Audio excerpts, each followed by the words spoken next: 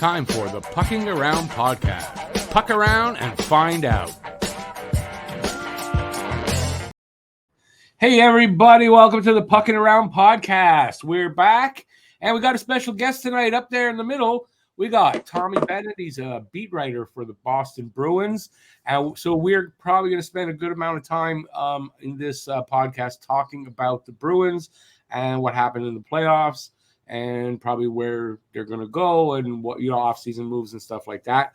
We're also going to talk about three of the four second-round series have concluded tonight.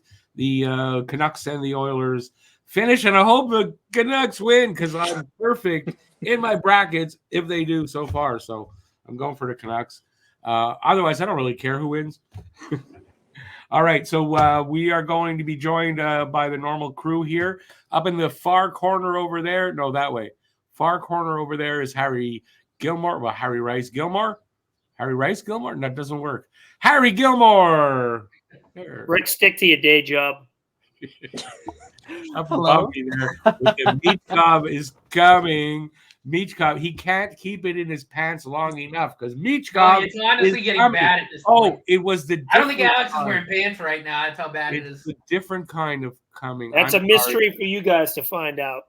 So that's Alex up there. We don't need to scare Tommy. We want to have him back in future episodes. And over there, right next to I'm wearing work pants to be specific. But yes, he's coming. The Celtics are the balls. The Celtics are the balls. I don't know, like basketball. I love that. That's Matt Norton. I'm Rick, and we are going to start talking about the second round. First, we're going to introduce Tommy. And Tommy, tell us were you surprised about the second round exit? Disappointed? Like, how did it affect you? I didn't think the Bruins were going to win. The series went pretty much as I expected, given what I wrote in terms of a preview, like 5-on-5, the goaltending, special teams. It went pretty much as expected. They won Game 5 and gave me one extra day to believe, which I thought was asinine, but hey, it happens. So them losing Game 6, it kind of sucked the way they did lose, but I'm not shocked that they went home. If anything, they outperformed everybody's expectations this year, so I don't think this was a complete loss of a season, if that makes any sense. Yeah, no, I do agree. I think they did overachieve a little bit. I think they overachieved a lot. Yeah. Nobody gave them credit. I mean, you can look at a lot of teams that like overachieved, if anything, too. Like we got Michkov is coming over there, like the Philadelphia Flyers. Like, I'm going to be honest, I had them finishing 7th. They almost made the playoffs, if not for a late season meltdown. Fun fact, the last game of the season against us was very painful. Our buddy Jamie said that the Flyers are going to win the 6-1. I mean, but look at the Flyers, not to get off tangent, but it's like, look at them. I mean, what Tortorella did with that roster and just having them compete every night. I mean, good for them. Everyone wrote the Bruins off. They lost Bergeron. They lost Krejci. You traded Taylor Hall. Dmitry Orlov and Bertuzzi went on to greener pastures, and nobody knew what life without Bergeron was going to look like. And next thing you know, they have a 109-point season and make it to the second round. Nobody expected it. They had a couple of young guys come in, and the bargain bin signings worked out, and it's just a lot of things went necessarily their way that it worked. But yeah, it didn't shock me they lost to Florida, who's significantly a much better hockey team. Tommy, I had a quick question. You bring up their bargain bin signings. Which one do you feel like was probably the most impactful out of all of them? The one that stands out to me is Dan Heinen. I thought he had a sensational year. Where I was going to go. But he was more of a bring back, though, too, because he but he was still in that bargain sale. Like, they picked him up from Pittsburgh. I thought he was a career dud. And the funny thing too about that is he was a PTO signing, and then he was hanging out with the team for 2 weeks, and then he finally gets a contract. And then I'd say, he was probably the most impressive. He played up and down the lineup. He was kind of your Swiss Army knife. He could do a little bit of everything. You could plug him anywhere. I think the other one too is JVR. I mean, he gave you what you probably needed. He gave more than what I thought you were going to get from him. I think if you could get him to score close to 20. I'm sorry. Keep talking. It was a joke for me and Harry. No, you're good. No, I think you got close to what you if you got what you needed out of JVR, which I think you did for most of the season, I think that was a win because you signed him for $1 million. Shattenkirk was okay for the most part. He was in and out of the lineup, but you don't often hit on all of those. And Don Sweeney hit on barely any of those. And Don Sweeney hit on all of those, and that's rare for any GM. I mean, a lot of things went their way. They had some rookies step in too, like Lowry and Patra. Patra got hurt, but they had a season that many wrote them off that it was either going to be a bridge year or including us. I don't think any of us had them. No, I knew them as a playoff team, but I didn't have them going far. I had them as a one and done at the beginning. I've had it for 3 seasons. 3 seasons I've been calling for them to drop out. God damn it. They're that team that just does not die. They're like the Penguins, but the Penguins finally died. The Penguins the Penguins are in a weird spot. They're in a spot though they have no choice but to keep pushing forward and trying to extend this quote unquote window that's been slammed shut for about 2 or 3 years now. And I think after that Panarin goal is when they should have just called it quits, but Hextall decided to keep the band together. And thank you, Ronnie. Yeah, no shit. Yeah, but I mean, you ruined both Pennsylvania teams. Realistically, they can't really do a rebuild with. They can't. They're too far in. They're too far in. No, with Crosby, they're not. When Crosby's done, they'll rebuild. I don't think they're going to go on a decade-long rebuild. It's going to be probably. Rough. Oh no, it's going to be a rough rebuild. But no, I agree. They're not going to tear it down. Like they don't have a choice. And he's still playing at a high level. But yeah, that's why they're not going to tear it down. Besides, it's Dubas. He doesn't know how to tear teams down and build them back up. No, instead he decided he was going to do it with Toronto, but they wouldn't let him. He got bunting out of Gensel and got no top tier prospects out of it, which was he didn't even get a first. Nuts.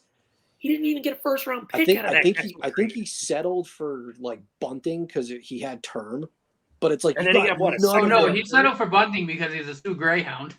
But you got like no top tier. Exactly. You didn't get a single top tier prospect out of Carolina. I was like, holy shit! Like, and you didn't take the Rangers deal. Like, what was the Rangers? How long before? I don't know what the Rangers deal was, but from what I saw, it was more than what Carolina offered, especially prospect wise.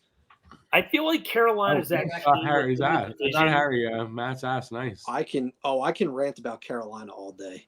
Carolina is just that team within the division that everyone doesn't mind trading with because they don't have that animosity towards. Like, well, it's funny. The one year they actually decided to go all in, it didn't work, and that roster's about to implode unless. Wow, do they have some decisions to make? Oh, a lot of decisions. They're going to lose one of Pesci. They're probably going to lose Pesci. They're going to probably lose both. Natchez. Natchez is losing Gensel. I think.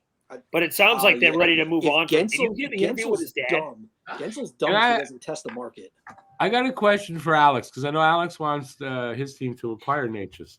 Are you not concerned a little bit about the fact that one of the reasons they have to move him is he insists he wants to be a first line center and a first power play unit guy? I'm going to chime in when you're done. That kind of did wean me a little bit, especially that his dad came out and spoke to him. I don't think it's going to be anything remotely close to it, but I got a little bit of Kurt Gauthier PTSD hearing that type of crap when it came to him. Harry, I swear to God, I'm going to shove that phone straight up your ass. But anyway. But my whole thing about that is if you're Carolina, like, why not put him on the top line as a winger? I think they're more invested in Getzel. He sounds like he's demanding out. He wants to be traded. It just seems like they want out. But they put him with really crappy line mates. Yeah, no, I agree. I think there's more in that tank. Like, there's so much more in that kid, and they if I'm the Bruins, go get him. Go figure out how to get him. That would be a good pickup for them too. I think he's a 70-point guy if you put him in the top 6. I gotta say, I agree with Alex on that. I think he wants to be traded. He does. I think his dad said he wants to stay there at all. He's an RFA. No, and they don't. I mean, they don't have the money that he's demanding either, right? I mean, that's the other big part. They want to do.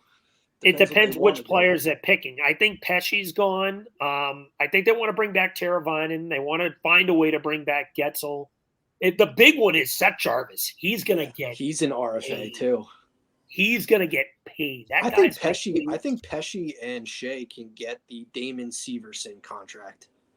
I think they're only going to pick one, and I think it's going to be Shea. I think Pesci's going to end up walking. He's had some injury problems, too, that I think they're going to try. He's going to walk. Yeah. He's going to walk. He'll go to, like, Toronto or Buffalo. That seems like the team that would overpay for him. That gives him, like, $6-7 million a year. Yeah. Probably $7 million a year, and then he ends up half the season on the shelf, and it blows up in their face. They have very little locked up in Carolina. It's going to be Buffalo does love to overpay for people. I mean, they gave Jeff Skinner $9.5 million. Not Buffalo, Toronto. Well, he performed in that career year, in that contract year, and he's actually been okay though. I don't know if he's $9.5 million. Yeah, he's okay when he doesn't play us, and when he plays us, he fucking goes off. It's annoying. Who's that now? Still Nate? Jeff Skinner. Oh, Skinner. Yeah, he owns it. He's I'm pretty sure. If the Buffalo Sabres are playing the Montreal Canadiens, put like $100 on Jeff Skinner to score a goal. That's the equivalent of David Pastrnak versus the Flyers. Every time he plays, it's like he scores. And I forget when it's a good bet for two as well. I forget when it was, but Skinner was on like a 19-game goal drought. Scores a hat trick against the Habs, of course. Yeah. And you know what? I did for the preview of that game. I said in that. Watch, Skinner's gonna definitely score. I think I said probably get a hat trick. He did. Yeah, he is due. He's playing Montreal. He's gonna go crazy. Yeah, just wait till he plays Montreal. But every team has those players that they're that team killer. For the longest time it was Ovi and Crosby. Now it's Skinner for some reason. Oh, in my day it was Thomas Caberlet for Toronto. Yeah, that's he used to kill us. But it works. And then we acquired him, and he did nothing. Sidney Crosby and David Pastrnak. Easy too. Oh, for you guys. Yeah. Yeah, Pastrnak like owns the Flyers for some reason. He seems I bet you if Flyers, you look it up, who cares? he averages a goal. Right? We're talking about how do you talk about the Flyers over the Habs? I mean, well, because we were actually competitive this year. Wait till next year. We're going to be competitive. We're going to be competitive next year. I don't know if we'll make playoffs. I don't know. The way Torch is running that locker room. I'll call my shot on this podcast. Hudson's going to win the Calder. You think? Hudson is. Tommy just became my bestest friend. I think he is, dude. Mitch. No, dude, he's on. I don't know if you watch a lot of college hockey. Obviously, being around here, it's So Alex and I went to their opener last year to watch him, and that was the first time Alex saw him in person and blew him away. Yeah, no, he's going to be.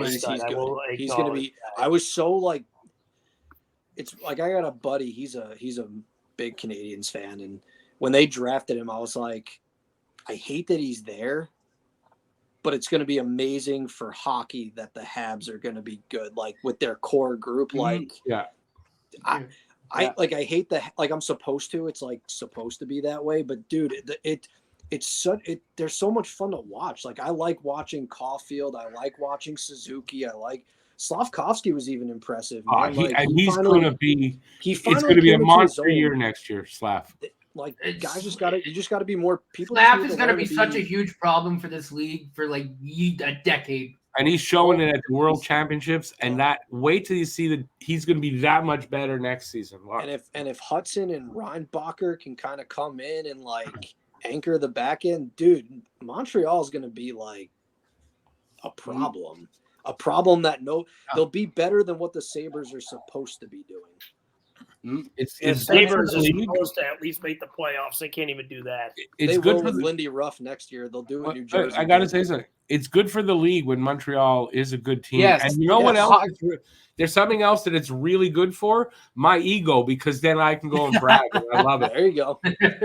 But the NHL feels like it feels like it's better hockey when the Habs are good. And I'm telling you, my ego feels Detroit. so much better when the Habs are good. Yeah, I have to say.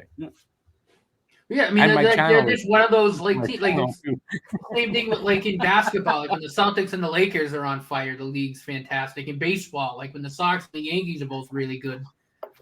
I mean, the league's fantastic. Yeah, good, but that's besides the point.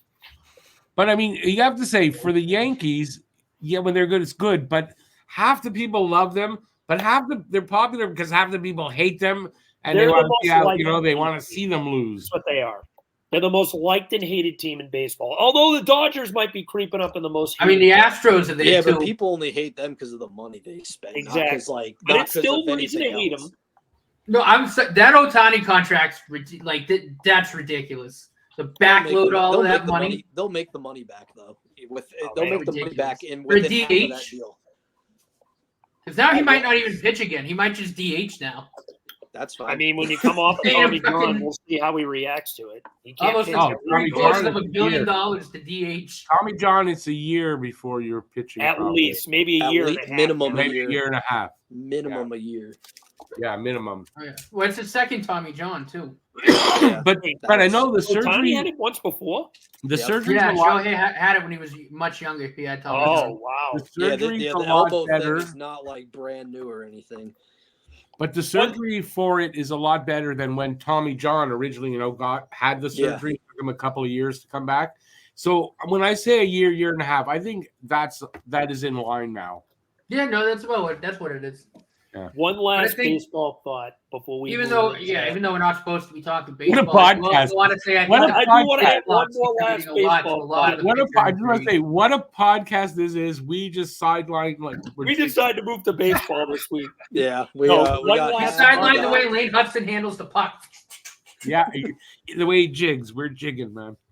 Tommy, what do you think of Paul Skenes from Pittsburgh? That kid. I'm a massive Paul Skenes fan. That's my favorite. I never heard of this guy.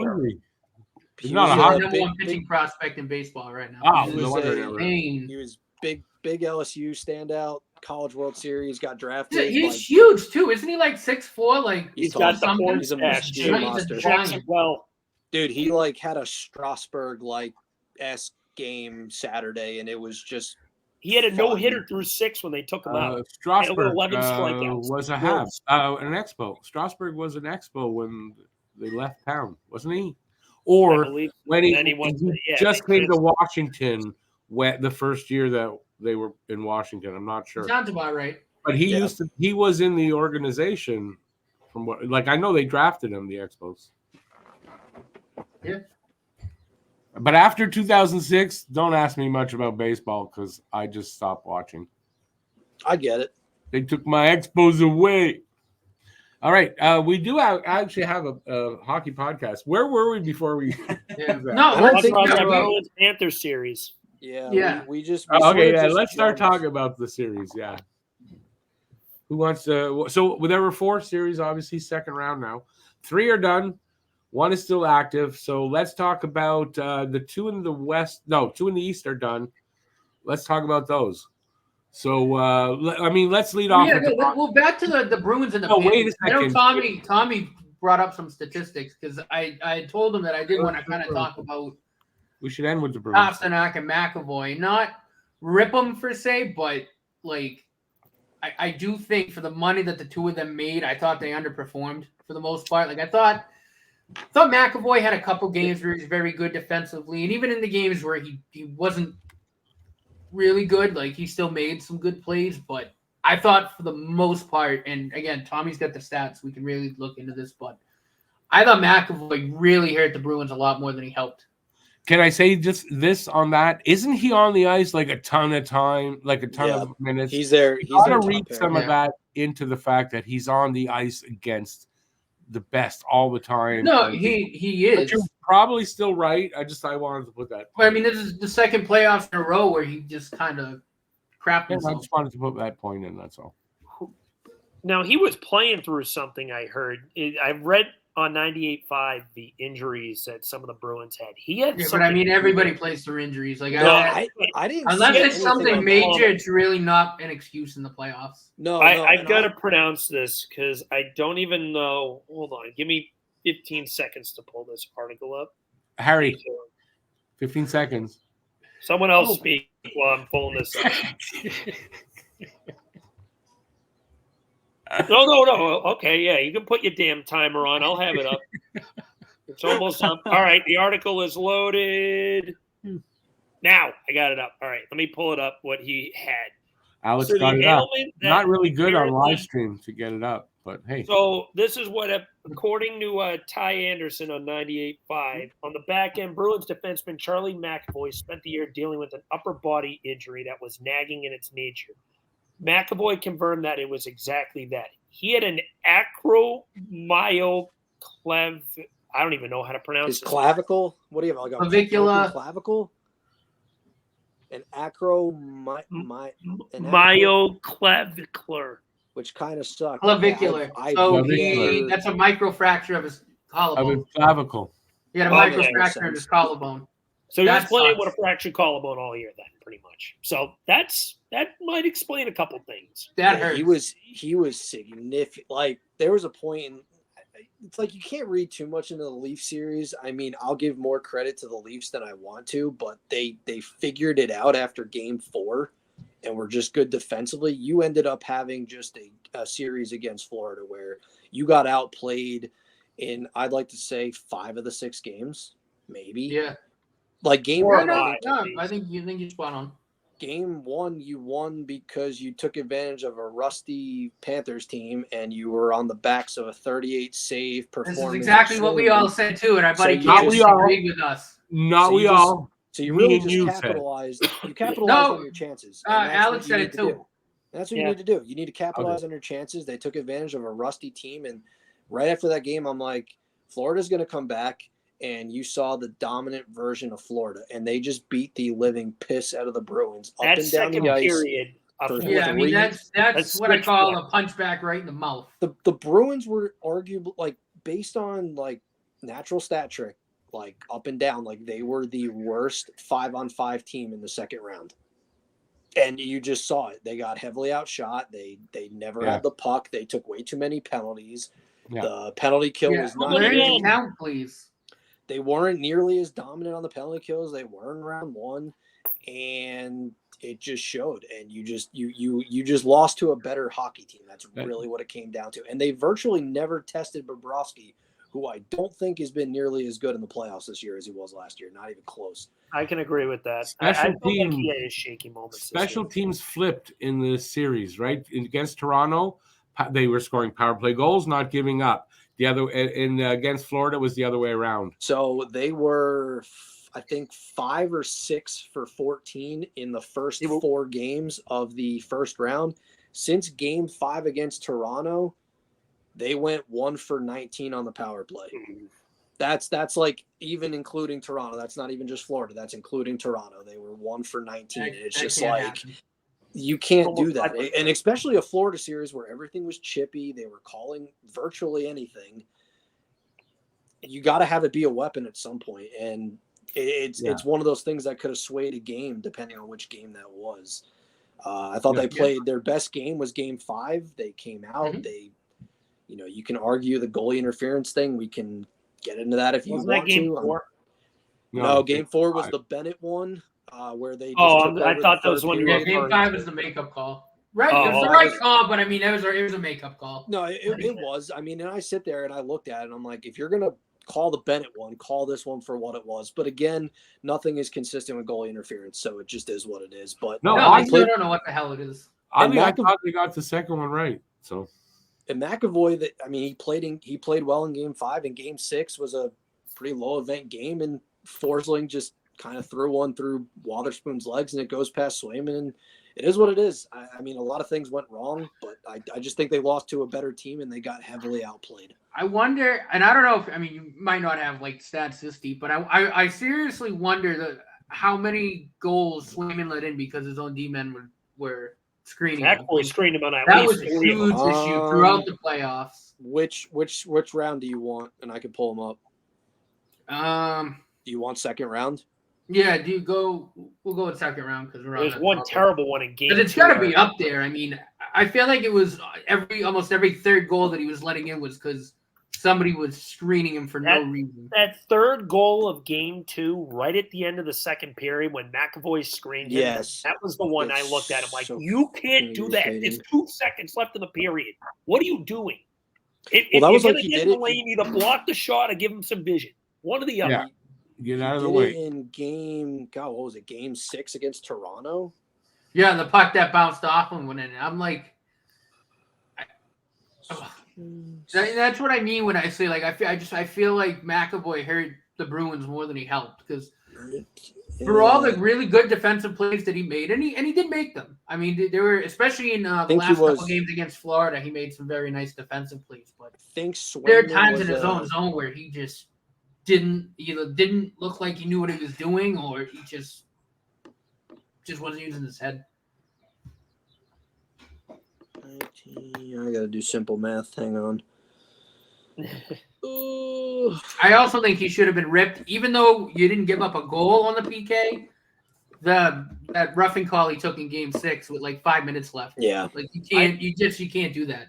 No. I do want to mention that's valuable 5-on-5 time to try to tie the game. I do want to mention one thing you brought up. I agree as a whole. Bobrovsky did not play all that great this series. However, Game 6 I felt like was an exception. He was fabulous. Oh yeah, no, he was, and there's games where he's. That's the only game I felt like he stole. He was a big difference. It was Game There's 6 games where he's been really good. I mean, even in Game 5, he had the double save. I think on the DeBrusk breakaway. Yeah, that was. Off the rebound. He's had moments where he's been good, but like his underlying stuff, it's like, okay, you're not nearly as dominant. Like last year, you couldn't even get a puck. No, he was definitely better last year.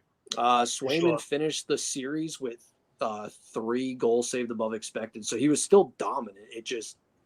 A lot of those. And I mean, he was I think he was probably the main reason the Bruins got as far as they did. Yeah, they should have. I mean, he carried the Bruins on his back. Like Rick and I told Rick, I'm like, this is exactly how we felt. We were watching Carey Price carry the Habs with our mediocre teams. Dude, we had. 9 of the 12 starts he made, he allowed 2 or less. Yeah. That's insane. Outside of games 2 and 3 in the Florida series, you really can't give him any grief. You can't ask. Even the Toronto series, I was like, I mean, the Bruins really almost had no reason to win that. Like based on their collapse. Toronto. That was all. It's Toronto. Swayman. Like Swayman saved your ass. It's Toronto, but a lot more times than I think a lot of Bruins fans would acknowledge. They had every reason to win that series because it was Toronto. You got to beat them. Oh, yeah. They had every reason to, but they also, given the way they just sat back and Toronto made adjustments. Yeah. Speaking of adjustments, I mean, it was closer than I would have thought. That series had one goal, I think, one goal in round 2, and Gustav Forsling, that's why he got paid, and that's why Florida paid him. He absolutely shut down Pastrnak to the point where he could generate absolutely nothing. Yeah, and 4 goals, 4 assists in 12 games for Pastrnak. I mean, that's a disappointment. He was playing with something, and I know, like you said, every guy does it. So yeah, it's the playoffs. Everyone's playing with something, but with the money you're paying him, what's it, almost $11.5 million? You got to be a point a game. So you got to be a point a game in the playoffs. Otherwise, it's not good enough. The biggest thing I said to somebody afterwards was the questions you had about the Boston Bruins to begin the season, you finally saw in round 2 of the playoffs. Center depth. And I think throughout the season, though, there were games where those problems creeped up. Like, I wonder what the giveaway numbers were, too, because I know the Bruins led the playoffs in too many men calls by almost double, which is just crazy. Good thing Jim Montgomery's bald, because he would have been ripping his hair out on the bench.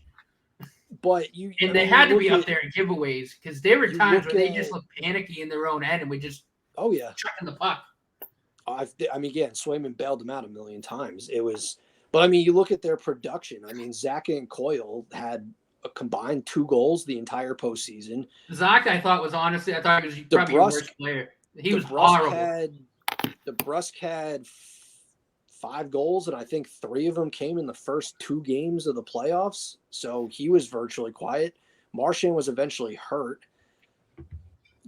At that point, you ran out of depth scoring, and you didn't have the center power that you thought you had. I mean, every question you had about the Boston Bruins finally kicked in round 2. That was just how I looked at it. You had good goaltending, you had lack of firepower, and what were you going to get from your centers? I mean, they moved Zach at a wing. Yeah, Morgan Geekie was your top center. That's not even close to being ideal. No. That's the equivalent of us putting Scott Lawton as our number 1 seed. That ain't working. That's, you know what? I will absolutely agree with you. And Lawton's not a bad player, but that's not a nice middle 6 guy, not a 1C. You don't. Yeah, that's exactly what Geekie is. He's a more of a 3 guy. In all honesty. I mean, as for the Bruins, they got a lot of work to do. They got money to spend, but they got some holes to fill. And I'm very curious what they do. Free agency class kind of sucks this year, so really, I thought it's pretty good because you got a lot of guys from last year that signed 1-year deals. It's not loaded with free agency. Yeah, a lot of guys are creeping up in the 30s, and you just I was going to say that. Yeah, there are a lot of guys that are on that wrong side of 30. That's where I'm saying that it's bad because you can give a guy like Tyler Toffoli a 7-year deal, and you're probably thinking, why the fuck did I do that? You're looking at the 2015 class all over again with Ladd, Eriksson, Lucic, Neal, all those guys getting those massive contracts for no reason. It could be one of those, but there are some really good names out there. It just depends what the term's going to be. Right, term, right. Because once you're hitting 30, and if Harry wants to argue this with Toffoli, I think. But, it depends on the team. But any team that gives a guy like that a 7-year contract, half of those years are wasted. Yeah, they are. And they are. Maybe you can remember this for me. What was the year that Lucic got paid by 2016. That was a horrible. That was a horrible. It was not only reminds me of that year. Okay, so I had the wrong year. So thank you for correcting me. But yeah, it was that year where every contract that was signed that year was horrible. That could turn into this year. That's what I'm thinking. And 2016 free agency class, which was atrocious. Because I think once Gensel goes, everything else will follow. But those the winger department, which the Bruins need, it's not great. I mean, Toffoli, Marchessault, Reinhardt, if he doesn't extend, but Reinhardt's gonna want mega bucks. I think but he can settle for less in Florida, no state tax. Yeah, right. No, exactly right. And I think Florida's gonna do everything they can to keep him. But if he were to hit UFA, he's gonna want mega bucks. Oh yeah, he's gonna get. I mean, I think he could get not Kachuk money, but close to Kachuk money. Yeah, 94 points, 57 goals, career year. Yeah, he's gonna get the bank. Florida's gonna look all a little different. Just be careful. You don't want to turn into another Huberdeau contract. Oof. That one's bad. Oh, that was Tom Wilson's contract is awful too. And I saw what you posted about Darnell Nurse's contract too. That's the worst in hockey, in my opinion. Holy shit! That contract is so bad. It's up there. It's up there. When it was signed, Tom Wilson's I think I said it. People were telling me, no, it's not that bad. I thought that was a bad contract. It's a bad contract. I think it's that or Huberdeau was the two worst in hockey, in my opinion. Huberdeau wasn't bad because he deserved it, but he's just been bad in Calgary. That's the thing. He did deserve it. I'm not arguing that, but he's just not lived up to the extension. He's worth maybe $5 million a year the way he's playing. Huberdeau's like Dubois, though. They just don't work out in their situations. If they're in different teams, they're. I don't know. Pierre-Luc Dubois never worked out anywhere. Yeah, I don't think he worked out in Columbus pretty well. Oh, at the World Juniors, I hear he's doing not juniors. The World Championships, I hear he's doing well. Yeah, he is. Yeah, if he can turn it around, good for LA because they gave up a ton to find him. Yeah. So, Tommy, who would you want the Bruins to target this offseason? Since we're on the topic, trade for Martin Necas. I wish Cam was here. If not Necas, because I don't know what Carolina will want, but I have a feeling. I don't know if Olmark is on Carolina's no trade list. I don't know if that's a thing, but that's a place you can start. If you can get him to waive it. If you can get him to waive it, he's got a fifth. I remember you and I were talking around the deadline when he nixed all those trades. He nixed LA due to geographic. I don't know about anywhere else. Well, Jersey, I think he nixed because he just didn't want to leave Boston. I think you were the one who told me what the return was going to be, and I was like, wow. Yeah, I don't know. Carolina's a weird situation. Anderson's got 1 year. You're already locked in Kochetkov. Do you need to upgrade your goaltending? Maybe. Yeah. I mean, you could take it. He's $5 million. I feel like that's a very ideal contract to have. I'd trade for Necas. You can give him the money he wants, give him the role he wants. I personally, depending on term, I would even go get Toffoli. I liked him in New Jersey. He did really well with Jack Hughes. He was awesome with us. He was great on the power play. I didn't knock Toffoli, by the way. It wasn't a knock. Like you had said earlier, Tommy, term is really important. At 7 years, though, right? Are you gonna? Because he's 30. How old is Toffoli? 30, I think. 30. You know, the last 2-3 years of that deal is 32. You don't know It'll be how more than those 2-3 years. He's 32, actually. He's 32. It's what I thought. Okay, I thought he was over 30. You don't want to give him any. He signed to a 7-year deal. They take him until he's 39. You give him 3 or 4 years. I'd maybe say March or so, if anything. Bring back DeBrusk at a reasonable deal if you can. His stellar two-way play is worth it. But I think even if you bring back DeBrusk, you need more. You can't bank on him because he's not that guy. You need more scoring. Like I honestly want them to go in on Gensel. I want them to do that. I have a feeling Elias Lindholm is going to be the play. Mm-hmm. Didn't they want him? That sounds right. I know that's the name that makes the most sense. Cam was talked to me too about Sean Monahan, but again, he's 29. Like again, it wouldn't be. You can't give him a lot of term. I think a 5-year deal would work. It's like you can give them the wrong deal, and blows up in your face. With Monahan, wait a second though. Monahan, you might be able to get him at $4.5-5 million. If you get Monahan, they don't get more than that. That's the problem. They don't need. I don't know. I think Monahan you might get him at a good price. Monahan at a good price for 7 years. He's what, 30? Yeah. That's not 29. Such a bad contract. I could see Monahan get a 6x6, honestly. That's a lot. Yeah, I don't think I would. That's a lot. I think that's going to be the nature of this free agency. It's going to be a lot of guys that are just going to get overpaid because there's not much out there. Like someone's going to get Tyler. It's because GMs can't fucking help themselves. With the cap going up, people are going to be more. The cap's going up $4 million, so it's like, we got $4 more million. That's why so many of these guys signed 1-year deals last year. They're waiting on the cap to go up and go back in. But none of those guys kind of performed where they're worthy. Like they sort of shot themselves in the foot. I think Bertuzzi did. Yeah, Tyler Bertuzzi. Domi did. Domi got worth $5-6 million that he wanted last year. Domi was good in the playoffs. Domi actually was all right. He was actually. I think he led the Leafs in points in the playoffs. I think the playoffs redeemed him. Which is bad when you're paying 3-4 guys fucking $11 million. Well, I'm curious to see what happens with Mitch Marner. That's going to be interesting. That's the biggest question of the offseason. But as for the Bruins, get some depth scoring. Maybe I have a feeling Elias Lindholm's going to be in. Your defense, I think, is fine. I think that's where your foundation is. Yes. No, I agree. You're gonna sign Swayman, and you just need more offense. You need offense. You just do. It was a fun year. It was a good year, but you need some more offense. You need something. You need some juice in your lineup, and you can't bank on Pasternak, and you can't bank on Brad Marchand to carry you. You can't bank on two guys. 36 now? I mean, he's going to be on the decline soon. Yeah.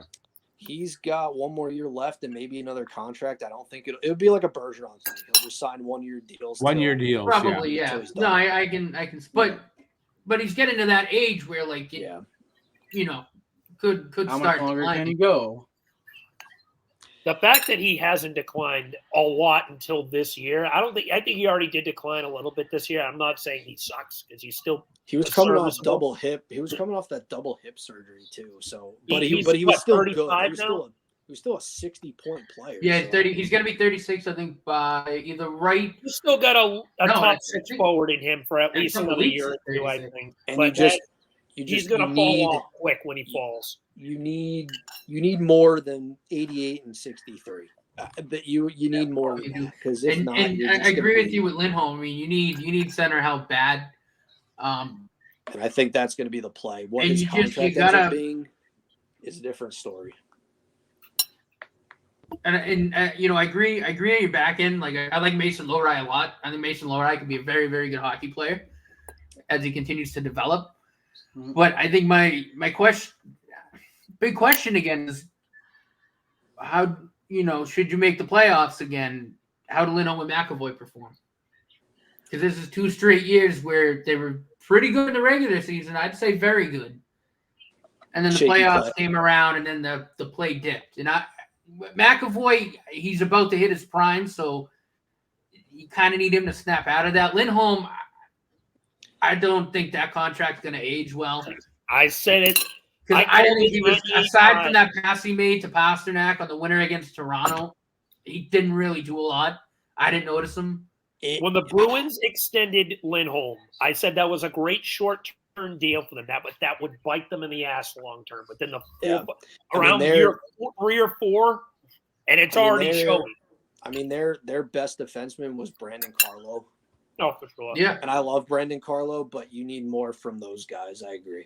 Well, again, and it comes back to the money. Like McAvoy's being paid $9.5 million, and if he's not your best defenseman in the playoffs, like that's a problem. Oh, 100%. So, and it's like same thing with Pasternak. I mean, he's making 11.5, and if he's not your best forward in the playoffs, again, I mean that's a problem. You can't have that. Yeah, I hope this is something they can learn from and just bring into next year. Honestly, I think they need to watch Sesame Street too. Watch the count. Like that's bad. I don't think I've ever seen that too many men calls in the against one team in the playoffs. Yeah, there's really no excuse for 6 Bruins. Oh shit. There's no excuse for it, man. It just is what it is. And it wasn't even like, those plays where like they just play the puck by accident, not thinking. Like I think 2 or 3 of those calls were because they legitimately had 6, or I think one was they had 7 guys just playing hockey. Yeah, and it was like no idea. What are we doing? Like somebody look around and count and yell at him, yell at a guy or two to get off the ice. Get the fuck off the ice. Can't you count? Maybe that's the problem. They got to find players that are good at math. How about a quick recap on the Florida end before we move over to the Rangers and Hurricane series? We can recap Florida real quick, and then I actually got to run real quick. No, that's fine. I mean, on the Florida end, I thought game 1 was, again, just that classic case. I mean, there's precedent for it. We've all seen it, being sports fans for as long as we've been, where it was just one team that was rusty, coming off a lot of rest. There's one team that was still in game mode. That game was either going the way it went, or Florida was going to smack Boston in the mouth. It was going to be one of those two. And then game 2, Florida came out, and from then on, dominated. And second period of game 2 was when the switch was flipped. Because if you remember, the Bruins had a 1-0 lead at the end of the first period. Yep. And then when that first goal, game 2, hit for Florida, the floodgates opened. The backbreaker, as I stated in game 2 of that game, was the McAvoy screen of that third goal right at the end of the period. That was the truth. Because if you go into that period down 2-1, it's like, all right, it's a one-shot game. Allowing a goal in the final 10 seconds of a period is killer. It's such a ball. And I said that when I was out with Cam. I'm like, when that went in, I go, I think that's game. Oh, it was. And they just never recovered into it. Then game 3, they just took too many penalties, had no shots on goal. Game 4, you had a lead and coughed it up in the third. The Bennett play dominated. They just dominated. I thought the Bruins played a decent game 4 too. I don't think they were.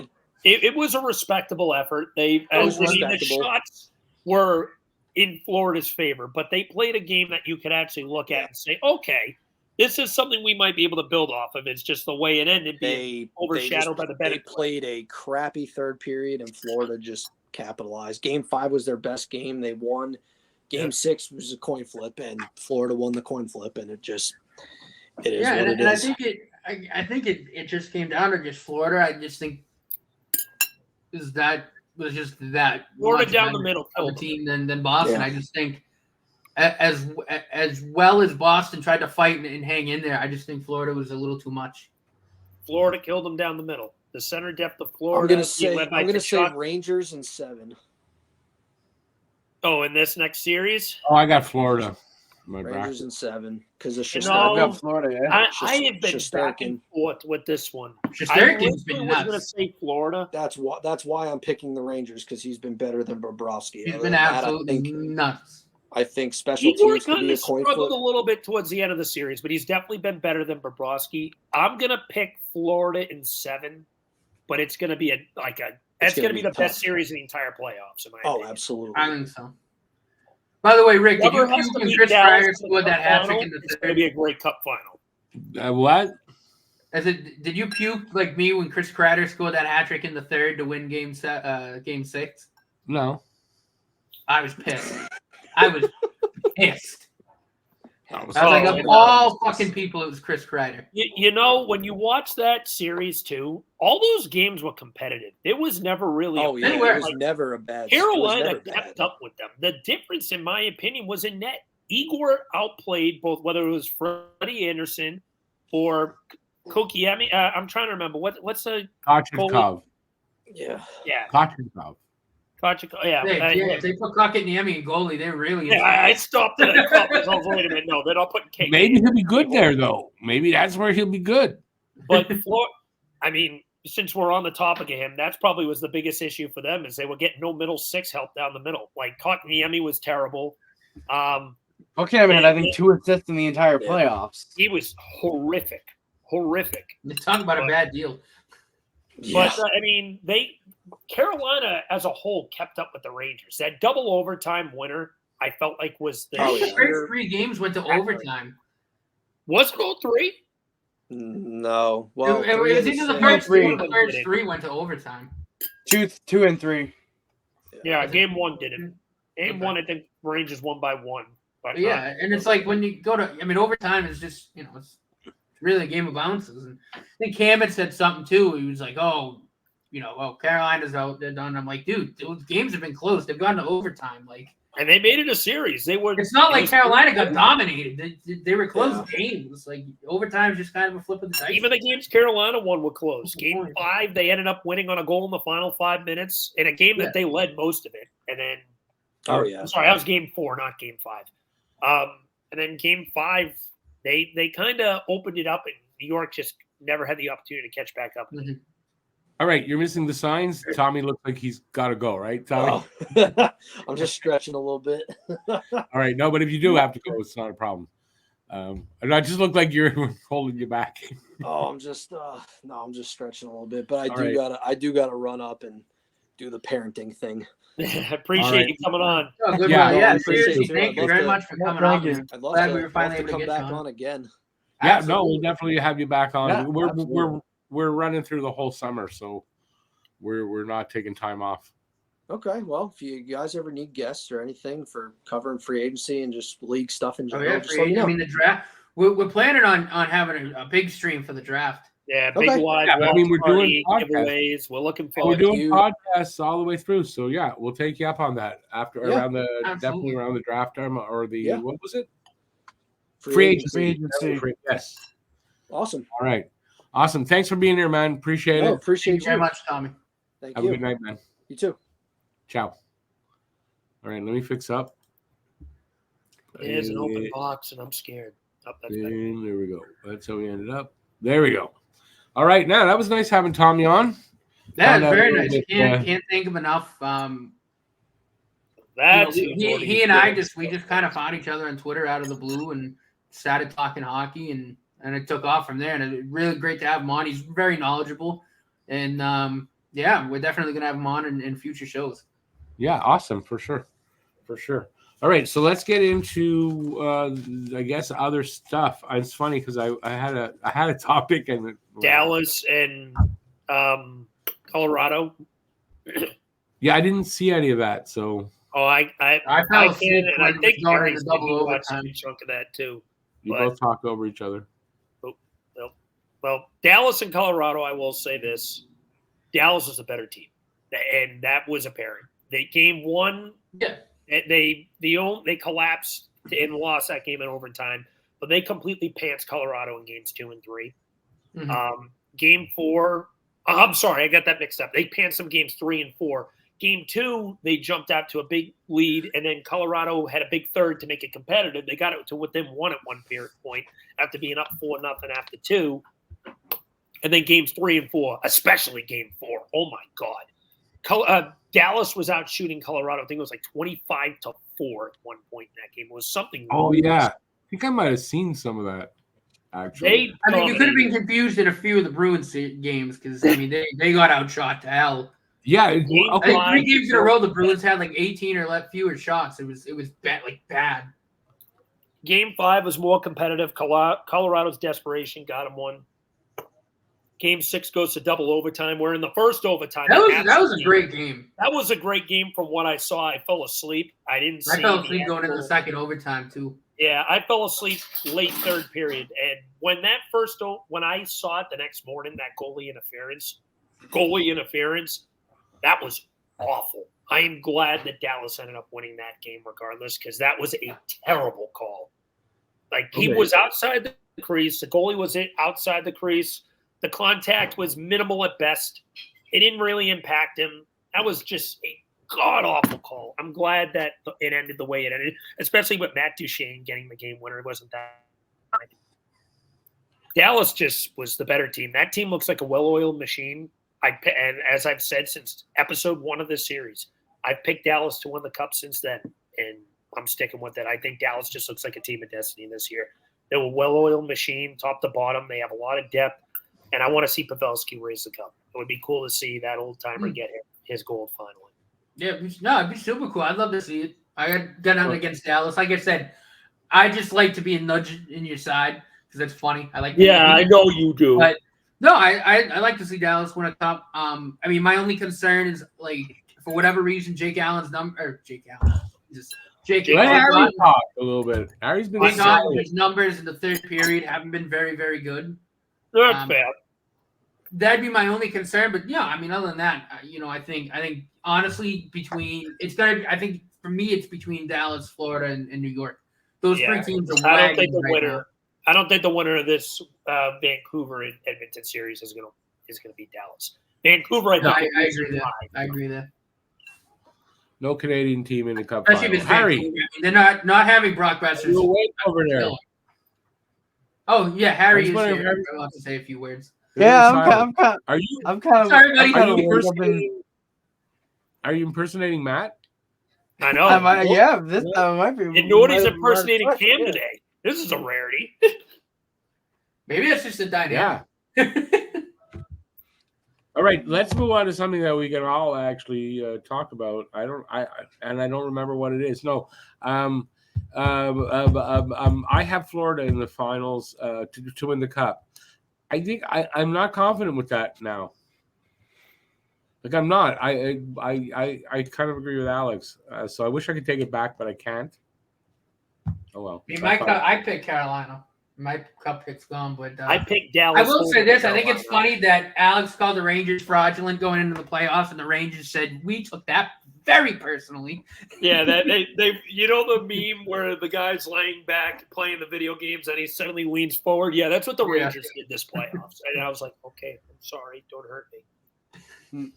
Yeah, I just can't get behind them. Like again, I mean, screw Chris Kreider because I can't get behind him because of Trouba. I refuse to. Kreider and Trouba. Other than that, though, like I don't mind the rent. Like I love Mika Zibanejad. He's probably my favorite. Another Flyers killer, by the way. I forgot to mention him earlier. But I'll puke if I see Jacob Trouba raise a cup or Chris Kreider. I can't. Now you hate Kreider because of the he took out Carey Price, right?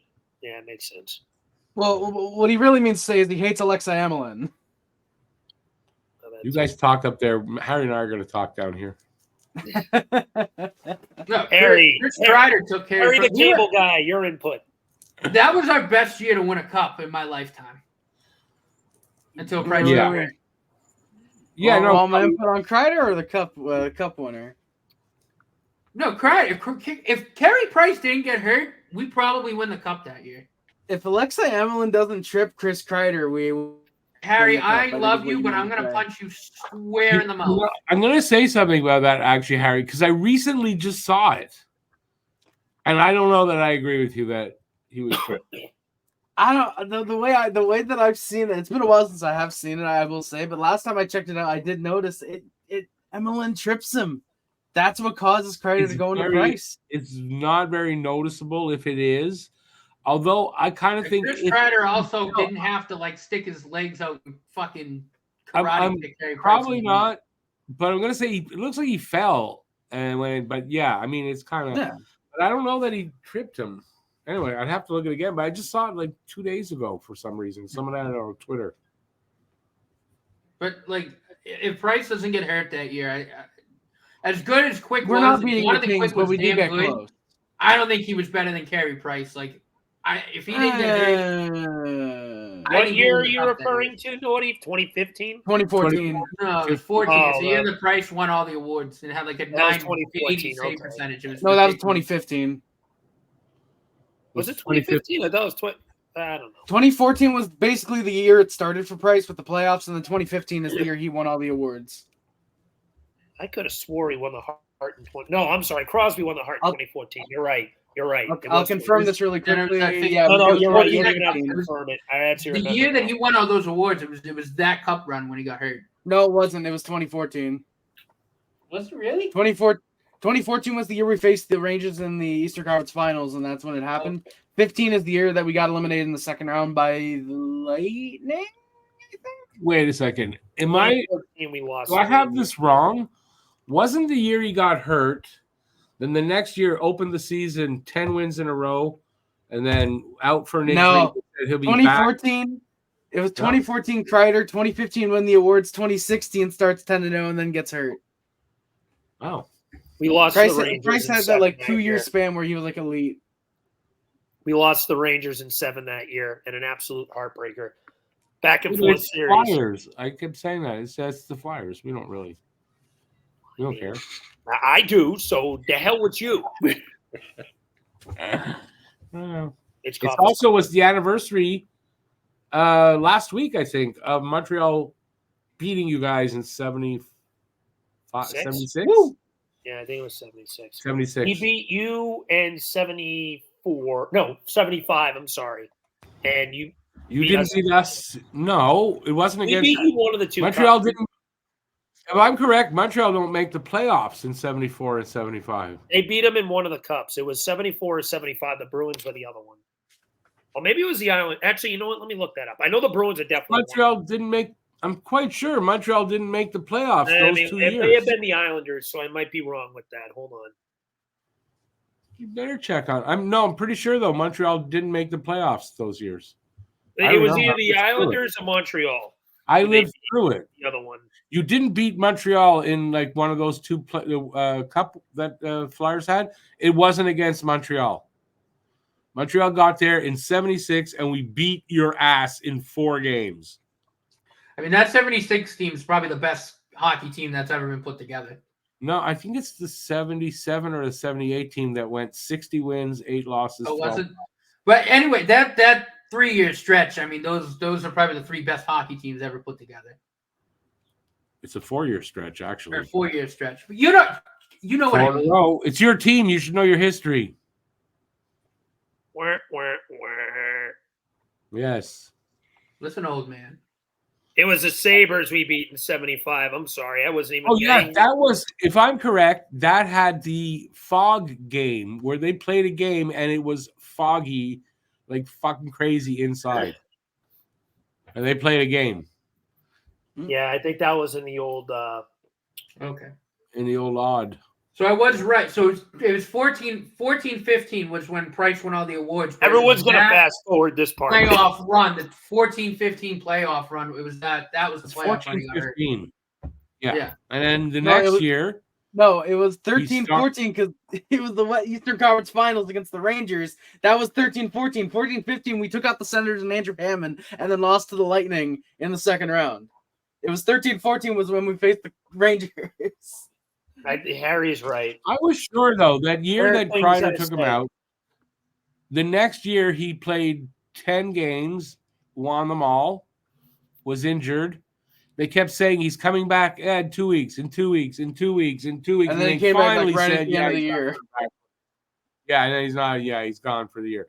Wasn't that right after? It was the next year? No, it was 13-14. That was the Eastern Conference Finals, Chris Kreider. 14-15, he wins all the awards. And then 15-16, that's when he gets injured. So how come we're always blaming the Kreider thing? How could we be blaming the Kreider injured the thing, and he went to the playoffs the next year, played the whole year? How does that make it doesn't track? No clue. It does not track. They want an easy answer for why Price kind of sucked afterwards. Anyway, let's move on to really Vancouver because there's like a myth. Wait, that's like a myth busted right there. Yeah. Like I don't know how many people really do. I don't know how many people really do like believe that it was that year, but no, it was the year before. If anything, Kreider made Price stronger for next season. But then the year after that, it was he won all 10 starts. Then he didn't. That was it. He was done. Yeah, something like that. Yeah, and then he came back for like 2 games or something. I don't even know if he came back. They kept promising he'll be back. He'll be back. He'll be back. He'll be back. No, he's not coming back. He must have because he played 12 games that year. Matt just sneezed on the truth. Anyway, and his underarm. Something to talk about here. The new underarm deodorant. Sneeze on your arm. If you don't have deodorant, you just sneeze under there, and you're gonna be good. Anyway, Edmonton, Vancouver. Who do you guys got? Vancouver. I got Vancouver. I hope Vancouver wins tonight because I want to be perfect on my back. I'm gonna go with Edmonton. I don't know if Vancouver can overcome not having Brock. I get it, but I got Edmonton Vancouver, doesn't have depth. You bracket. cover McDavid and Draisaitl, and they have nothing. Corey Perry has no points. Warren Foegele is.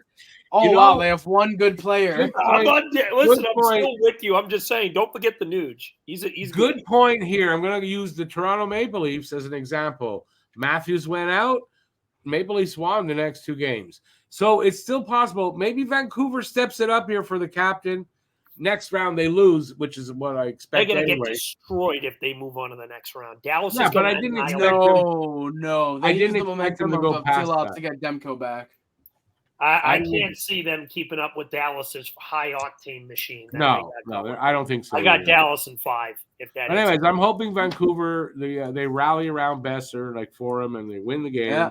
And I'm perfect for 2 rounds of the bracket. I will say, if I had to pick, I'd probably be rooting for Edmonton because if Dallas doesn't win, Edmonton would have probably been my next pick to root for because I'd love to see McDavid raise a cup. No. I want to see McDavid raise a cup. I got no issues with him. Personally. God, no, that'd be awful for the league. Why? The best player in the league raises a cup? Why would that be awful? Nathan McKinnon's already lifted a cup. McDavid's still the best player. Let's relax here. But why would it be awful for the league if McDavid lifts the cup? It wouldn't be. Harry just hates him. Okay. You mean it'd be awful for Harry? You preface this by saying Harry's a really weird dude. Really weird. Yes, things. I am very weird. By my own admission. It's very. For example, he hates Mitchkov. Weird's good. Nothing wrong with weird. But I don't understand. Why can't McDavid raise a cup? And I get it if you hate him and all that. I get it. Say that. But it's bad for you. What's the next? I hate McDavid. I think he's the next guy. That's the real extremely reason. Overrated. And also B. Not overrated. That's having a guy like. You're on an island. People saying he should be up for the Selkie. Let him talk. I can't hear what he's saying. But B, again, one, I don't like him, obviously. But B, people, it would lead the NHL and general managers to believing you need to overpay a guy like that to win a Stanley Cup instead of needing a full team. It would lead to the league being not necessarily diluted, but it would lead to delusional thinking. On even more delusional thinking on general managers' parts. Harry, I think you're overthinking this a little bit. I don't think that the league would suddenly go into that, especially when it be the first. I'm a guy who likes to think. What can I say? I'm not a Flyers fan. I like. I don't think GMs are. You don't like to think. You think that Mitchkov's going to be mid and he's going to be amazing. I thought he was going to be a goal scorer. All right, you bring him up muted. I got my finger on the button. Yeah, no, listen, it's a good segue into the news came out. Basically, it's not official, but I mean, I don't. Can you get more? He can get closer to being official. He's gonna come. It's pretty much official now. It's not official, but it's unless it basically is. And Alex and I talked a little bit about this because the wording of the translation was weird, but we both basically still have the same idea where he's coming over, but they can't send him down to the AHL otherwise. And they wouldn't anyway. I mean that's essentially the gist of what it is. It's not hard to understand, right? It's not hard to understand. He has to stay on the Flyers or he has to go back to Russia. Yeah. I'll give a quick breakdown of this. I'll summarize it in a minute. Long story short, Mitchkov would have to pay out of his own pocket $400,000 pretty much to get out of this deal. Flyers will probably just reimburse him. That's what will happen anyway. Yeah. So what really comes down to is Mitchkov, as stated by Nordy, he would not be permitted to go down to the AHL. He would have to be transferred over back to the KHL as they would hold their rights, SKA still. That's not going to happen anyway. He's going to be here. They're going to play him top 6 minutes. Right. Is somebody really expecting Mitchkov's going to be sent to the AHL anyway? Right. But unless he gets on Tortorella's bad side.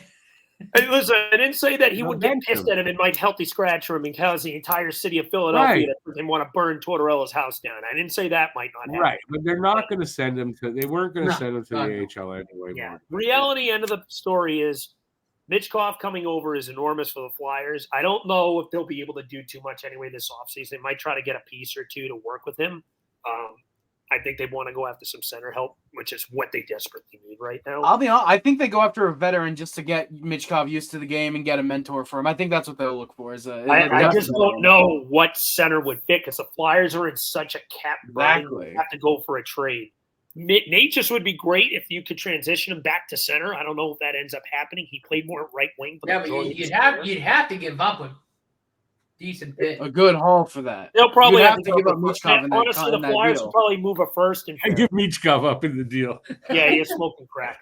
They'd probably have to. They'd give up the Florida first and Farabee. That's true. You don't need to give up Mitchkov because you have to give up good assets. I'd have to drive to Alex's house to stop him from drinking bleach and jumping out. Listen, Mitchkov's not going anyway. He's going to be one of the lifer guys or as close to a lifer as possible. But anyway, I don't know why he keeps laughing because he's mad. Well, 3 years. I figure 3 years, ELC will be up. They'll realize he's shit, and they'll realize he's incredible. He gets paid and he gets locked up. No, he'll realize the Flyers they hate him. Listen, Mitchkov will be fine. At worst, he'll still be a good NHLer. I don't think he'll be worse than that. Yeah. So he's not I've always said that. It's the same. I think one of his biggest adjustments, though, he has to make is the way he tries to get into the corner. Or kind of wrap around the net. He'll get planted. It's not like he plays the game like a twig. I get he's only 170 plus pounds, but for someone his size, he gets into the quarters hard and strong. And if you watch those KHL games, and I get it, because the KHL defenseman just. I don't care. He'd be doing. It's still at worst. He'd get planted in the NHL if he tries. He's going to be able to get that. He's too skilled. He's going to be able to do. He won't. Okay, then why isn't Eito Iguchi in the NHL if he's too skilled? How isn't Eito Iguchi in? How does skill stop you from getting hit, though? Listen, I'm saying he's still going to be able to get into the corners. He plays the game large. I think this is get into the corner. What I really mean, what I was trying to get at is I saw a lot of plays of him basically having like a free lane to kind of try to like stuff the puck in the net. That's not going to happen in the NHL. No, that's what I was saying. I'm not saying that, but then it's a double-edged sword, this argument, when we originally went over it the first time. He is going to have, yes, the talent he's playing against is much better, but the talent he's going to have around him is going to be much better. He played with Larry the Cable Guy and Helen Keller as line mates for his career out in Sochi, and he still had more assists than goals. It's not like this guy has never learned how to move the puck around. I'm not saying that. What I'm saying is the defensemen in the NHL. I understand that. I know that. I'm not saying this different than what he's dealt with in the KHL. Per game guy his rookie year. You're talking over each other, but I think the point is you got to give the kid a first season to adjust to the NHL, to adjust to the play, to adjust to the hits, to adjust to the language. He's gonna, the first year you can't judge the kid really on how It might look bad in the first season he plays. I don't expect about 50 points this year, personally. But he gets hit like Slav. Remember, Slav couldn't keep his head up like that. He has to adjust. It's going to be the same kind of thing for Mitchkov. So if he has an off year, you go, is he a bust? No, he won't be a bust. He's a kid, right? I think you have to look at it. You have to look at it and say his first season might not be how his career ends up, and you can't judge him on that. Right. That's all. I don't think he's generational, but easily 100-point guy when he hits. I see. That's you cannot say that easily. That's 100-point guy. That's his potential. I don't know why Harry's acting like he's choking on. If you want, no. Wait a second. You said potential and then easily. That's two different things. He's gonna listen. His floor. There's potential and there's projection. Projection is that. That's I think potential and it's about the same. Potential, he's a 100-point player, but say easily. Yeah, 65, 70 points. I think you can probably 60 to 70. His floor. Yeah, he's a 40-goal, 20-assist guy, I think. His floor. Yeah, okay, but I mean, his floor. That's the easy thing.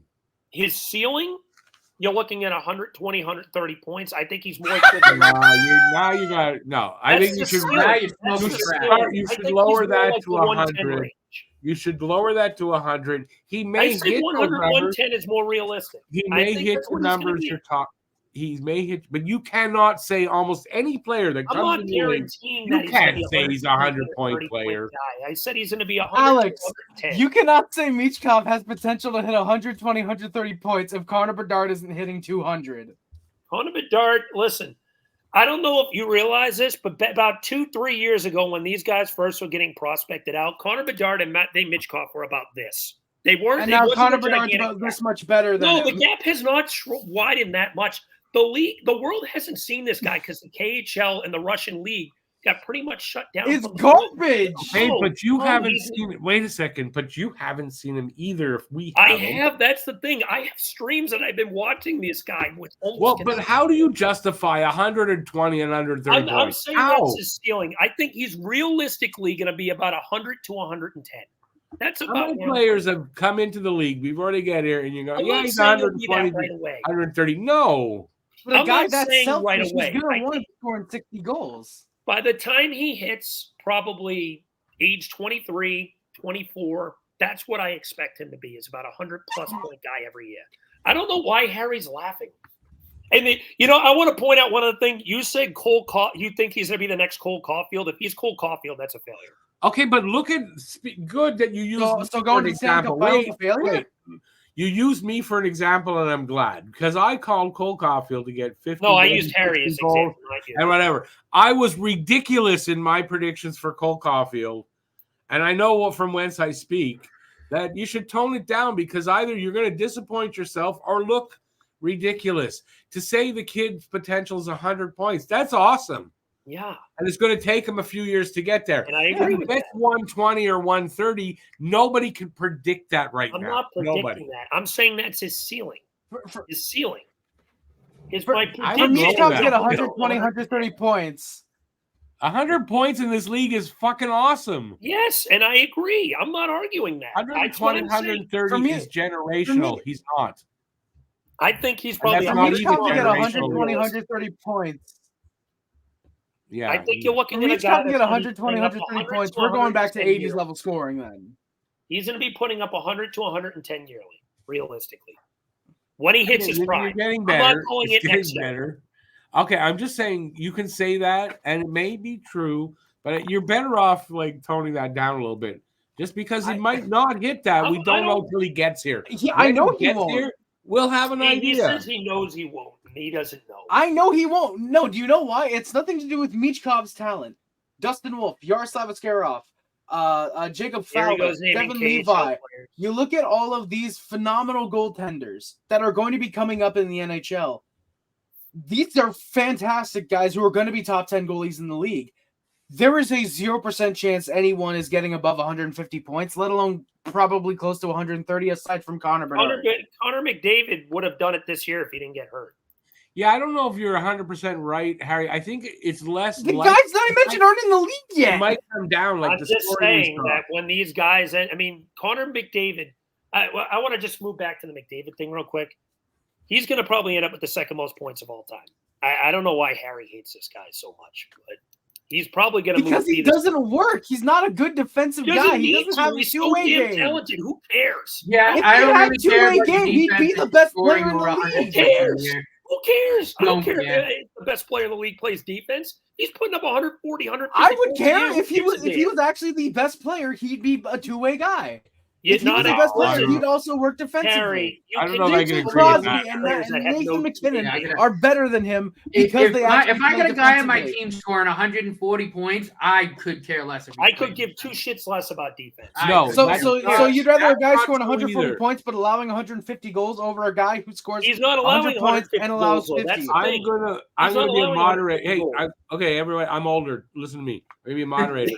It's somewhere in between what you guys are saying. It's not. I don't think you guys are right. I don't think Harry's right. I think it's somewhere in between. Your point. Yeah. Yeah. I'm old and I can't remember what your points were, but I know that it was somewhere in between. Someone at a Grandpa Rick grabbed his cane and started hitting all of us. Damn it, you kids, shut the hell up.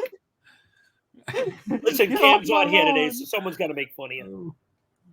It's because I haven't had any energy drink today, so it's affecting me a little more. Yeah, Rick forgot his espresso shot before we started. I don't even know. What's the name of this podcast? I don't even remember. No, okay. So, but I'm serious though. I think you're both a little wrong. You got to come closer to each other there on that point. 110, 100, 110 was my point with Michkov and McDavid. I don't care if he plays defense. If he's dropping 140, 150 a year. Yeah, I think and I've said this a bunch. My thing with Michkov is I don't know how he's going to respond to getting lit up because he's going to get hit hard. Well, he'll get hit. He's going to take it. He'll learn the hard way. That's why I said this. I'm not going to give him crazy expectations. Yeah, the problem is 50-point season. The hard way is the hard way. Like he barely got hit at all in the KHL. If he did, it wasn't. I'm gonna say this right now. He's gonna get lit the hell up in the NHL. There'll be times where he gets lit up. Yes, exactly. If he takes an open ice hit, I will say this: he takes an open ice hit, the whole team's jumping whoever hit him. He's gonna be protected like a gym. Well, but he's not. He has to be somewhat because, if he tries to do some of those things I saw him do in the KHL, he's going to get hit. Around the net, without a doubt. Oh, yeah. Without a doubt. I made this point to you earlier in the season. No, I remember. And when I see his highlights, you don't see the defenseman hit like that around the net when a guy's hit it all for that matter. You don't see it, and he's going to get so that's an adjustment, but that's an adjustment that he'll have to make. That's all. And I agree. I think it's a huge adjustment, though. If he's not used to it, hang on. If he's talented the way Alex feels, he'll make that adjustment, and he will. But it'll take but he'll make that adjustment. But it'll take him a couple years. I think it'll take him 1 to 2 years to really. He'll take a couple of big hits. He will realize that Like I said, I'm not giving him ridiculous expectations this first year. Like I've stated multiple times, 50-point year. I'm not going nuts with it this year. Yeah, because even that's exceeding it for 19. I think 30-40 is fair. I think that's more fair. 50 is fair with the talent he'll have around him. You put a guy like Morgan Frost, who's probably the best play creator on this team. And if he's having a decent season, he'll get a lot of ice time. He's getting top 6 minutes the whole year. He's getting big ice time, lots of power play time. No, I think 50 points is not unfair to think from each Michkov in his first season. I'll say 20 goals, 31 assists, 51 points. Yeah, no, I think that's, I don't know that he's going to hit that or not, but I mean, that's a fair number. You could use that like as over-under kind of number. I mean, Tyson Forster dropped 20 goals in his rookie year. He was picked 23. Well, to be fair, Tyson Forster also had development in the AHL, I think, before, right? Yeah, but I mean, I get it. He didn't have team control, but compared to, I think when he comes over, Michkov's more of a 2020 guy rather than a 2030. But I mean, that 10 extra points, if he gets that being in the top 6, I can see that. Yeah, no, it's a reasonable. If he plays a line with Owen Tippett, for example, who is up there, who had the most shot attempts in the entire league last year. He's going to get points automatically just being on a guy like that. If Tippett could learn to hit the fucking net, Tippett's a 40-goal scorer. Thing is, he can't hit the fucking net. That was bad. There were a lot of games that he just couldn't hit it. I will say this. Tippett finder was way off. Since we're on the topic real quick, Owen Tippett is one of the fastest skaters in the league. He's so quick. There is a reason when we traded Sherrod to the Flyers, the Panthers. I wanted Owen Tippett. Oh, listen. That is one of the few moves Chuck Fletcher made that was good. Trading Claude Giroux, you got a first round pick that's going to be in the late 20s, unfortunately, or early 30s, depending on what Florida this year. You got Owen Tippett, and you got, I think, a third round pick as well. I think it was. I don't remember, but home run. One of the only 2 good things he did. As well as trading for Rasmus Ristolainen, of course. Actually, that was a bad trade. I wasn't crazy about it at first, but the obviously, I mean, you forget his best move, signing JVR to like an 8-year, $8 million extension. That wasn't him. Yeah, the JVR deal was Hextall. No, I know. But the thing with the Ristolainen trade, it was an overpayment. You have no argument for me there. That was terrible. He's been much better under Tortorella. He has been much better. 2 years ago, he was our best defenseman, which isn't saying much, but still, he was our best defenseman. This year before injury, he was good. Not great. Not as good as 2 years ago, but good. If you look at his analytical stats, I think his WAR is like in the 50 percentile now, where before WAR was like in the bottom 5. He's respectable. I think if you try to move a guy like him this offseason, you could get a decent return for him. I don't think he's terrible. I think he's better. You're finally seeing with Ristolainen what that rocky outer core was that people always saw with him, where he could be a good defensive defenseman in his own end, where he could play the body. But he's just not – he never will hit that first pairing potential. I think he's a good second pairing guy. All right. That's fair. Good second pairing guy. Trade him. I think you can get maybe a second-round pick for him if you eat a little bit of cap. Who knows? I think if I remember correctly, his cap it's like $5 million. I think you could get a second. Yeah. I think it's 5.1 if I remember correctly, off the top of my head. Maybe a third, depending on which team it is. If you're desperate to get rid of him, but yeah, I think you can get Toronto. a second. Maybe I could see. I'm not exaggerating when I say that. I could see Toronto go after a guy like that. God, that would be the funniest thing. Thank you for Toronto for the yes, he did. I didn't want to say it during the thing. With Toronto, I would think they're going to make better moves now with Berube there. Well, Berube is a coach. He has no control over the moves that they do. You don't know that, not control, but input. He's going to have input. Yeah, I think he'll have a little bit of input, but in terms of the actual moves, I think Tree Living will know what's best for the team. I did like Tree Living in Calgary. I think he'll be. Oh well, then Harry. I thought he was terrible. Then Harry is weird. I mean, he was the guy who said weird. He liked the Tkachuk trade. Didn't Tree Living do the Matthew Tkachuk trade and then sign Huberdeau that awful extension? No, Huberdeau signed him with Florida and then got traded to Calgary. Okay, so he just did the Tkachuk trade then, which is awful. Yeah, which to be fair, looking at what Huberdeau could have been, if he had gotten actual talents around him, that would have been a really good trade. I will be honest. I thought Calgary won that trade at first, and I thought so too. They got fucking Mackenzie Weegar, who's a legit top pairing D, and then Johnny Huberdeau. All they gave him was Matthew Tkachuk. Very wrong. Yeah, but I'm glad that my second favorite team. It's the result it's the result that mattered. Exactly. Yeah. I mean, it was not a good. No. Yeah. It's like the Brett Kulak trade. There was someone in my sim league who didn't want us to trade Kulak at the time. He said, "No, you got to keep Kulak. He's a useful defenseman." Dealt him for a second round pick. Who does that second round pick become? None other Lane Hudson. Wow. Yeah, listen. Yeah, that was the pick. And Kulak was going to get traded. I mean, Kulak was going to get traded. Yeah. No, but he's German, so he didn't want Kulak, who's also German, to be traded. Oh, okay. But, I mean, Kulak was getting traded. I mean, just like this season, Harris, Kovacevic, or Barrett. So some of them are getting traded. Yeah.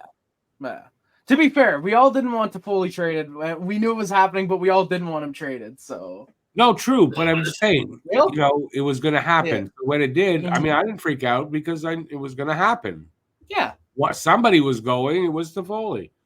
Yeah. The most tradable guy probably at the time was probably most easily because that contract, he was easily tradable. Yeah. Got a good return out of it though. And we got Monahan, and that worked out well. I mean, everything. Yeah. 2 first-round picks for the dude. Yeah, I mean, that worked out well. So, anybody got anything else to talk about, or are we done? You want to give some predictions the rest of the way? Oh, I will burn that jersey and shove it straight up your ass, Harry. I can work on one half of that for you. Oh, we did that, didn't we? Predictions for the next round? Or we did not? No, we didn't. No, we didn't do the other game.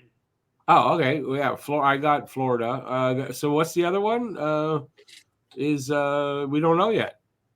We'll just say Dallas versus Vancouver, Edmonton winner. Yeah. Vancouver easily. Dallas. You have Vancouver beating Edmonton or Vancouver beating Dallas? Yes. Oh. Wow. He says yes. I have Vancouver beating Edmonton. but I have Dallas. I have Edmonton winning tonight, but I would not be surprised if Vancouver does either. That's really almost a coin flip, in my opinion. But I have Dallas smoking whoever they play. Yeah, I have Dallas on that. So I have Dallas and Florida in the final. Hooray! I've got Florida, Vancouver. So you what? You have Vancouver winning it all? No, I have Vancouver and Florida, so I need them to beat Dallas. Oh, yeah. Well, no, I'm the one that's almost perfect, so I need them more than you. How's that? That makes sense. That's perfect sense. All right, so we're done. We're basically done here. Thanks for putting up with us. We appreciate it. It was a weird podcast tonight. Don't you find? Yeah, this one was a little all over the place. We really were not. Cam would be pissed. Yeah, it was. We were talking over each other a lot. Listen, it's better than the episode I watched last week when you were talking about you friggin' sneaking up to Nordy's house uninvited in your birthday suit, from what it sounded like. I did not say that. Yeah, Nordy said that. Nordy said that. Okay, it was not me. I'm sorry, Uncle Rick. Yeah, Nordy was going to go to Rick. Rick's hat. What did I say? Uncle. I get demoted from. I got demoted from like grandfather to uncle. Yeah. Well, I mean, the whole thing on the creepy uncle vibes since we're on the subject. Oh, I see. I got creepy uncle vibes. All right, so we're gonna end this here because it's getting ridiculous now, especially when I get insulted. So listen, we'll be back next week for I guess a look at how the third round opened up, and there's less games now because we're going at 2 series. Plus, we'll have the results of tonight's playoffs, which is just starting, as a matter of fact, as we're leaving here. So hopefully you'll join us next week and check us out and see. I don't know if we'll have any guests, but maybe Cam will be here. I don't know. Maybe he'll have a date. Maybe not. I don't know. And then, anyways, till next week, please stay safe out there all week. And on behalf of all these guys, we want to thank Tommy Bennett for being our special guest. Thank you for coming, Tommy. Yeah, so thanks, Tommy. Appreciate that. Check him out on if you watch it, he had his email address there or whatever that was. And he's a beat writer. Who does he write for? Who was it? Twitter? Who does he write for?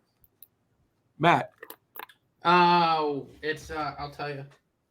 Today's episode, when hosts don't pay attention, is brought to you by Harry Rice Chips. Get the damn chips. Come on. Yeah. Harry Rice Chip. Yum, yum.